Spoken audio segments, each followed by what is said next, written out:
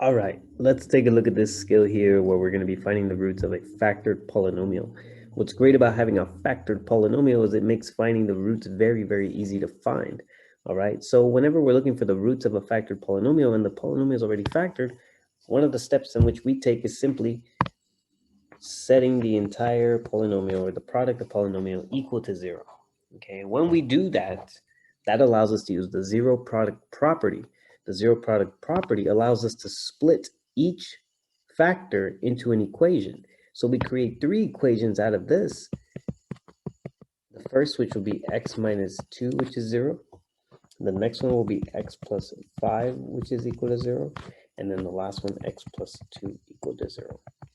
Okay.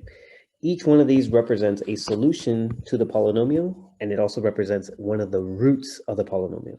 Okay, so since this has 1, 2, 3 factors, we should expect 3 roots. Okay, so it's fairly easy to find algebraically. All we have to do is solve for x. So we're going to add 2 to both sides. That gives us x is equal to 2. The next root, we subtract 5 from both sides, so we get x is equal to negative 5. That would be our second root. And then our third root, we subtract 2, so we get x is equal to negative 2. So if I'm being asked to list all of my solutions, which are separated by commas, then typically I would write it this way. X is equal to, and then I would list 2, 5, and negative 2.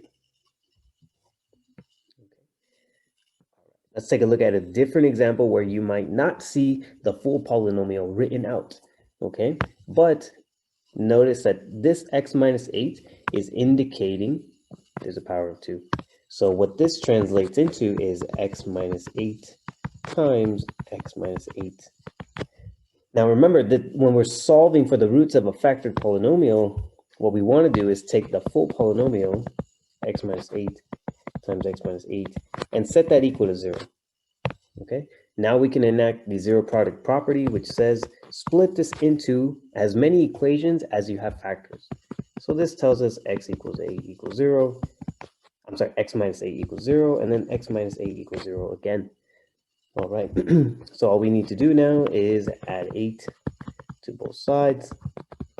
X is equal to positive 8, and then we actually see the same thing happen twice.